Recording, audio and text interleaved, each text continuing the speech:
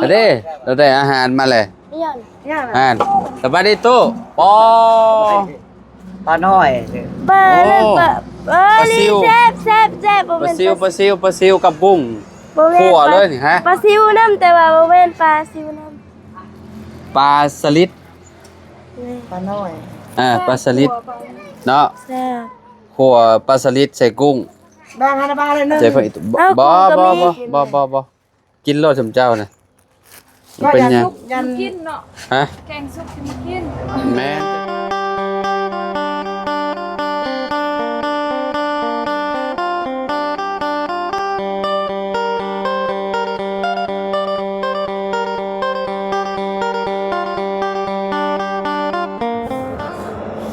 เอากราบสบายดีและสวัสดีเด้อพี่น้องป้องปลายเบิร์ดสุกุสุคนพี่น้องเอ้ยเนาะเปิดภาพมาอยู่ที่เฮือนน้องแต่งจริงพี่น้องเอ้ยเนาะโอ้ยล่ะเพิ่นกำลังปัดกวาดใบบางม่วงอยู่พี่น้องเอ้ยเนาะเป็นอะไรเด้น่ะคือเศร้าๆแท้เลยสบายดีล่ะเป็นได้ไข่น่ะยังบ่เศร้าบ่กินยาอยู่บ่ลูกฮะกินอยู่เนาะโอ้ยพี่น้องเอ้ยเนาะเป็นไข่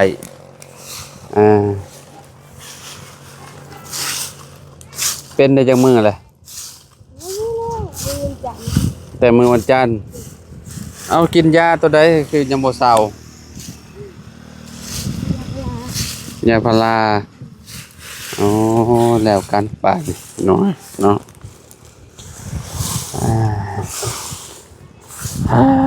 ขนาดว่าบ่สบายเด้อนี่เพิ่นยังงันปัดกวาดเดินบ้านนี่เนาะเอ้ยเนาะโอ้มะม่วงยังอันนี้มะม่วงกระซอบ่มะม่วงไข่ก็มีมื้อนี้แหละสิขอมะม่วงแต่งจริงไปกินนี่มะม่วงกระซอหลายอยู่เด้เต็มอยู่พี่น้องเอ้ยโอ้มาไงบ่แหละจะไปหาหน่อไม้มาบ่แต่งจริงเอาใช่ว่าบ่สบายคือไปหาหน่อไม้ใกล้ๆเฮือนนี่ โดย ได้ลายอยู่บ่ เดียว บ่ได้เลยพอแกงอยู่บ่ ข้าวแกง ไปกับไผ กับแม่ ไปกับแม่สองคน จะดีน อ๋อสิแกงกินเที่ยงนี่แหละเนาะ ำกินเศร้านี่เลย จนเช้านี่เลย โดย ใส่ไปเบิ่งก่อนไปจ้ะปัดกวดใบมังม่วงมันร่วงลงแถวนี้พี่น้องเอ้ยเนาะปั้นแล้วก็จุดบาดนี่แต่งจริงพี่น้องเอ้ยเนาะบายดีโอ้เฮ็ดหยังอ่ะฮะโอ้ขัดอยู่ได้ล่ะเฮ็ดใช่โอ้แกงหน่อไม้บายดี มาอาหารละไม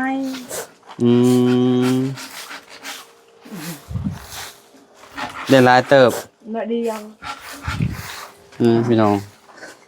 จริงๆเพิ่นไปหากับแม่เพิ่นจะดีพร้อมบ่ซั่นเนาะ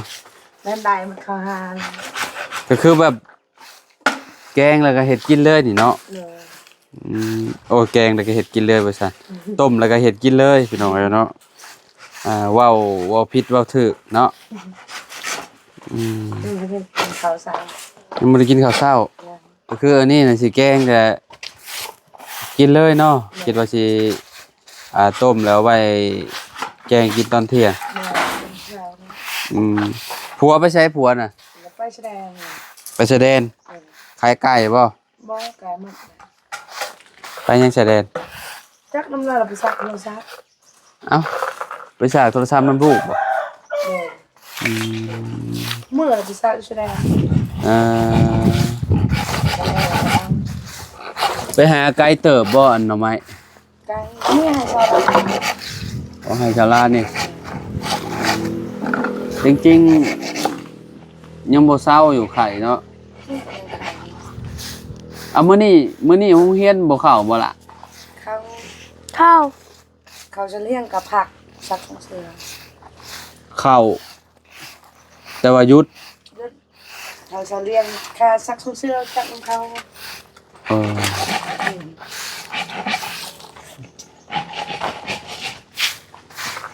ยังบ่เคยกินซีมือแม่น้องแต่งจริงจักเถื่อไปหน่อยเนาะ เขาใช่ ฮะ เขาใช่ บ่แซ่บอ้าวก็ว่าบ่แซ่บ ให้อัน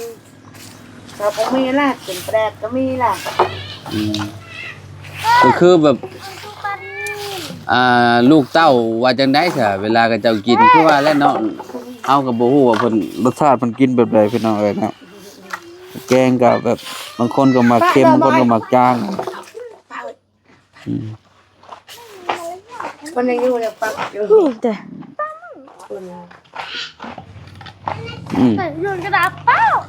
ตัดเมีย บายดีสาวกองมีพี่น้อง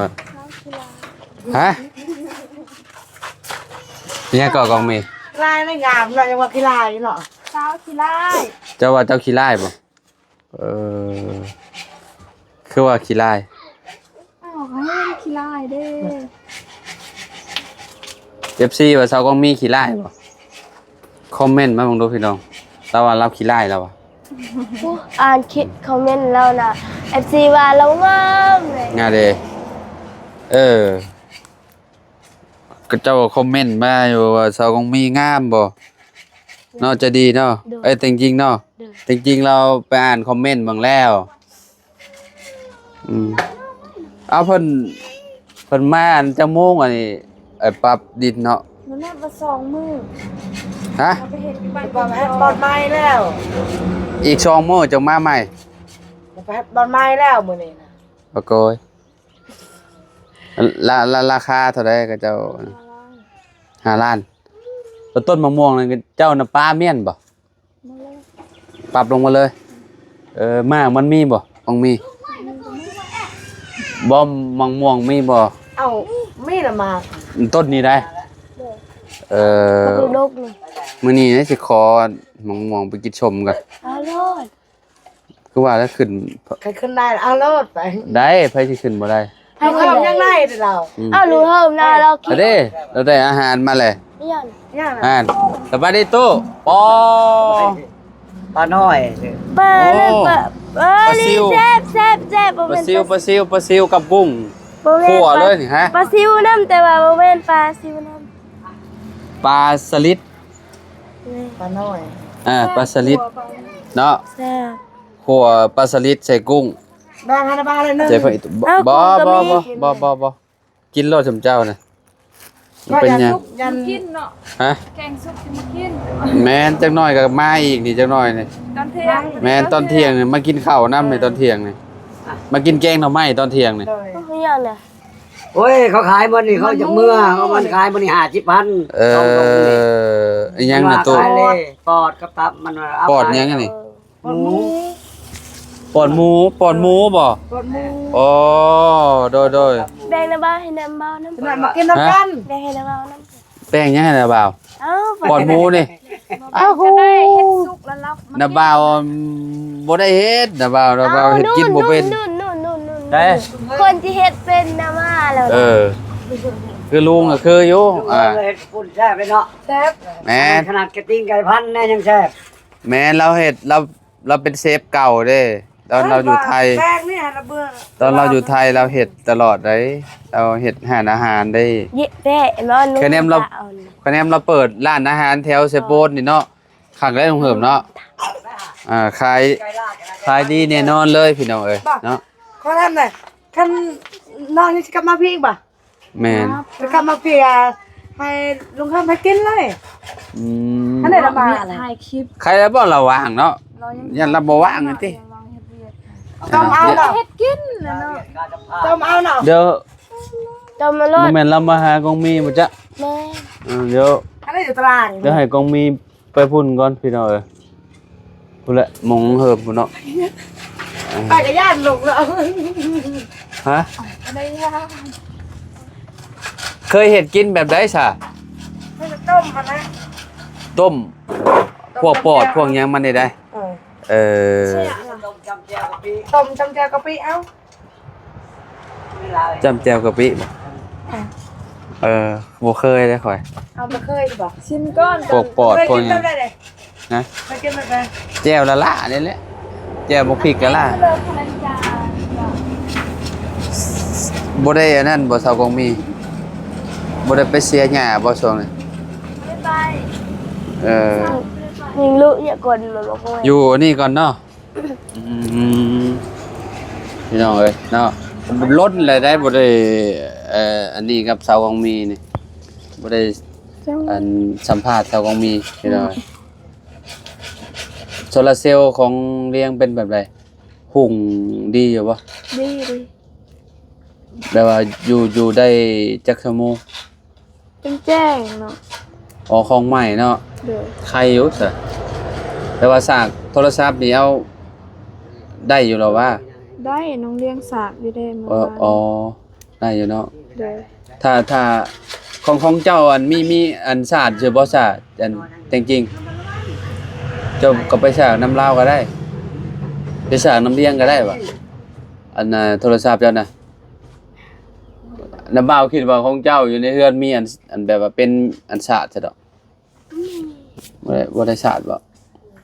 กองมีก็ศาสตร์อยู่ไสซะไปศาสตร์อยู่นำพุ่นบ่อยู่บ้านหนองแดงพุ่น เด้อ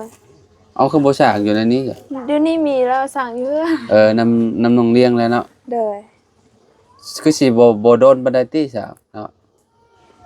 เพราะว่ามันมีอยู่ เขาบ่ได้เฮ็ด โตสากใบสากซ่าแล้วก็มีอันน่ะอันใจดีนี่เราสิมาสากอยู่เฮือนลาวเนาะ เด้อ สากอยู่ในนี่แหละเพราะว่ามันมี2อันนั้น2อันเด้แบ่งๆกัน แต่มันก็คุ้มแล้วเนาะคะแนนว่าเฮาอันใส่ดนไปแต่มันจักบ่ฮู้ว่าจักปีนะมันสิเสื่อมหั่นน่ะแต่อยู่ในเฮือนเจ้าซื้อมาดนน่ะบ่ โดนแล้ว อืม 2 ปีปี2024จังอ่ะ บ่ใส่อันจักชั่วโมง มันอิงตามคันเอาสากโทรศัพท์นี่คันว่ามันบ่ได้แดดหลายมันก็10โมง11โมงมันก็หมด สิเป็นโมงกลางคืนบ่ เด้อ อ๋อ คันเฮาบ่ได้สากหยังนี่ บ่คะแนนว่าเฮาบ่จำเป็นอันปานใดเนาะเวลาเฮากินข้าวกินน้ำแล้วก็ประมาณ 7-8 โมงเฮาก็ปิดเมียนเนาะเอาไว้สาดโทรศัพท์เวลายามพ้นแหละมันบ่มีแสงแดดเนาะ เด้อ มันสิฮอดยามพ้นแหละแดดบ่มีแล้วมันบ่อยากทนน่ะพี่น้องเอ้ย ย่านจะบ่อยู่ย่านมันหนาว คือยามนี้เนี่ยแดดมันจ้าแล้วโอ้จำสิชาร์จจำสิอันนั้นจำสิใช้พี่น้องเอ้ยเนาะแกงใส่น้ำยะนางบ่ไอ้หน่อไม้หรือว่าบ่มียะนางล่ะบ่ใส่แบบน้ำเปล่าไปเลย เด้อ เนาะน้ำใสไปเลยอืมมันแตกต่างกันอยู่เฮือนซุเพิ่นน่ะกินอันนี้พี่น้องกินปลาแดกแต่ว่าเฮือนน้องลาเพิ่นว่าเพิ่นบ่ค่อยมักปลาแดก ข่อยมักไปแดกแล้ว แซ่ แต่ว่าอ้ายก็ขาดบ่ได้เลยตำบักหอมบักฮงนี่หยังคือกันนี่หยังก็ต้องใส่ปลาแดกอะ ใส่ นะ ไปแดก แกงหน่อไม้นี่แฮงสำคัญ ที่เรากินมะฮุ่งก็บ่ได้ เราเว้าอยู่ว่าบักฮงก็บ่ได้หรอกหอยเราก็กินแล้วก็แพ้พิษแล้วอะคนเฮาก็มันก็แต่ละคนธาตุบ่หลับเนาะบางคนธาตุบ่หลับก็กินบ่ได้เนาะ เด้อ คือชาวกองมีนี่คือสิกินได้เบิดเขาเนาะ กินได้หมด เออ บ่ได้แพ้หยัง บ่ได้แพ้ จะดีแผล ฮะ จะดีแผล จะดีแพ้หยัง แผล เพื่อนมือ แผลจูจิตะกะแตน จะดีแพ้ตะกะแตน เอ้า แต่ว่าเขียดกบเราก็บ่ได้กินเพราะเราบ่อยากซื้อ คือแบบที่ลอยหยังเราก็บ่ได้กินเลย ดักแด้นี่1ดักแด้2มาตะกะแตน3กบ ตะกะแตนเราเคยกินแล้วเราเป็นแบบไร เป็นบวมบ่ได้กินจับซื่อๆก็เป็นบวมหมดหน้าตานี่ เฮ้ยอลีบ่ อืม อ๋อแสดงว่า จับบ่ได้เลยตะกะแตนนี่ จับบ่ได้ ตะกะแตนยังคือกัน คือกัน อื ยัง ม บ่ได้ทันจับ ตอนจุ๊บเจ้าก็ฮู้ว่าเราแพ้ตะกะแตน บ่ฮู้ แต่เรากินตะกะแตน เราไป เรา ก้า แพ้หมดเลย เราไปการ เรา จั กา บ ร ซื้อก็บ่ได้ จับเอา ขนาดว่าเราไปก้านซื่อๆนี่เราจับเอากันแบบว่า แพ้หมด กระต้นกระโตแล้วเนี่ยบวมไปเลยหากก็จะเคยฮู้ว่าคนเฮานี่แพ้แรกๆข่อยกะพวกต่อนี่คือแบบตอนไอ้พวกไอ้เพิ่งน่ะข่อยบ่ได้ย่านนั่นเลยตอนข่อยอายุประมาณ10 16 17นี่ไปเอาเพิ่งนี่บ่ได้ย่านเลยมาต่อแถวนี่น่ะก็บ่เป็นหยังพออายุหลายไปบัดกลับไปเอาไอ้พวกเพิ่งพวกหยังน่ะมันตอดบาดนี้ตอดแล้วคือแบบแพ้เป็นผื่นเบิดเลยแถวกระโตนี่แตงแล้วก็คันกระโตหายใจบ่ออก นั่นแหละจะดีหายใจพืช ตะกี้ค่อยคิดว่าค่อยบ่ได้แพ้อิหยังพี่น้องบัดนี้บ่กล้าใกล้เลยเพิ่งบัดนี้ย่านเลยแสดงว่าถูกพุงไอ้ถูกโตที่ว่ามันเป็นผิดแฮงอ่ะนะนี่นะเนาะ โดย แต่ว่าน้องใจดีเนี่ยคือแบบตะกะแตนนี่ยังก็บ่ได้เนาะ บ่ได้ จริงๆคือจะบ่แพ้หยังเนาะจริงๆเนาะ แพ้อย่าง อืม เล่นมืด ไหนบ่เนาะพี่น้องเอ้ยเนาะก็สาวกองมีแล้วก็มื้อนี้ก็อยู่เฮือนพี่น้องเอ้ยเนาะอยู่เฮือนอยู่ซานเนาะและเดี๋ยวให้สาวกองมีไปหา เนาะ ทางลุงเพิ่มก่อนเนาะว่ามันเพิ่นมาหาแล้วเนาะโอเคใช่ให้สาวกองมีไปพุ่นเนาะเอ้าโดยผู้ตั้งเฮือนเจ้ากินข้าวแล้วกองมีโอ้มาพี่อันละจริงๆมาเบิ่งอันทางเอื้อยโดยเดี๋ยวไปเนาะมาเบิ่งอันนี่โอ้คักได้นี่ปลานี่นะอุใส่อัน ใช่คือที่หาซื้อ ใส่ใบผักบัว เขาไปสอนไม่ได้พอครับ ใส่ใบผักบัวใส่ผักอีตูหรือว่าผักนางตูพี่น้องเอ้ยเนาะใส่ใบมะขามน้อยคักผมว่าเจ้ากินกุ้งกินนี่ ฮะบ่จริงๆเจ้ากินบ่ก้อยกุ้ง กินเนาะ ก้อยกุ้งดิบได้ กุ้งไล่อยู่หันเลือกเอา เอาไม้นะบ่าวไปใช่เลยปลายังในบ้านเจ้าฮอ เสียริน หืม เสียรินปลาน้อยๆเนาะ คือว่า มันลายในแถวน้ำห้วยเป็นเนี่ยปลาเป็นเนี่ยไม่ได้ไหม ประตูกระเจ้าบ่ได้เซ็ตมาบ่มื้อนี่กระเจ้าบ่ได้โทรบ่มื้อนี่ ได้รับหมดแบก อันน่ะอัน ปีละ คนส่งนิติได้ ยังบริษัทมาก็น้อย มื้อนี้กระเจ้าบ่ได้ตั้งร้านมื้อนี้น่ะจะมาได้กันยังว่าจะมา เขาจะจับมันมั่งน่ะ แม่นมาดอกมื้อนี้ มาม่าเขาว่าช่อง แล้วเราคือกินกล้วยบ่กล้วยกู กินคือกัน เลือกเอากล้วย อืม มันแซ่บแดะ แซ่บเลยเนาะเห็ดกุ้งเต้นแฮงคักเคยกินบ่กุ้งเต้นมันเต้นบลาบ มันตินมันยังบ่ตายนะ มันเต้นบลาบแล้วก็ มันยังบ่ตาย เอามาปรุงแล้วก็ใส่หมดแดงว้ายคักปัญญาแซ่บ แม่ อ่า เรืออันละชูบเลยก้อยไม่ก้อย เท่าไรก็ซื้อมานี่น่ะถ้วยนี่น่ะ 30 30เนาะโอ้ก็พอซื้อแล้ว มันขายเมื่อเด้เจ้า50 60บ่เดินน่ะ เลือกกุ้งก้อยก่อน ฮะ เลือกกุ้งก้อยก่อน แม่เจ้าสิก้อยกุ้ง เดิน อย่าบอกว่าสิก้อยปลานี่ใช่นะ บ่ เลือกออกแล้วติ แต่เลือกแต่เกิด เลือกออกเป็นสิก้อยกินพี่น้องเอ้ย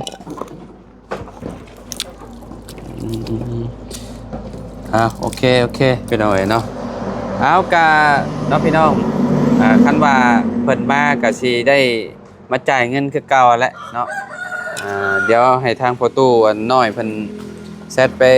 ถามเพิ่นก่อนว่ามื้อนี้เพิ่นสิได้มาบ่เนาะคันว่าบ่ได้มาก็พุ่นแหละอีก2-3มื้อเพิ่นว่าพี่น้องเอ้ยเนาะแล้วเพิ่นสิเลือกกุ้งก้อยน้องแต่งจริงจะมันยากเลย ฮะ มันยากได้เลือกเลยนะ มันเรื่องยากบ่ บ่ยาก โอเคเอาซะพ่อแม่พี่น้องเอ้ยเนาะขอโตวล่ำลาเลยเด้ออยู่ดีมีแฮงบ่สุขทุกคนเนาะมื้อนี้ก็มาเยี่ยมครอบครัวทางน้องแต่งจริงเพิ่นพี่น้องเอ้ยเนาะทางเฮาก็ นี่แหละครับสะพานบุญเนาะทางผู้ใหญ่ใจดีนี่แหละเนาะทางไอ้น้อยเนาะเพิ่นฝากเงินมาเฮาก็นี่แหละเพิ่มบล็อกเพิ่มอิฐแดงให้เพิ่นพี่น้องเอ้ยเนาะเอาจังได๋ก็พบกันใหม่เนาะสำหรับคลิปนี้เฮากับน้องเต็งจริงก็โตแล้วพี่น้องปะละสบายดีเด้อ FC เด้อไปเอ้ยสบายดีเด้อทางประตูน้อยเพิ่นก็สิไปต้มปรุงปอดอันหมูพี่น้องเอ้ยเนาะเอาพบกันใหม่สบายดีพี่น้องโดย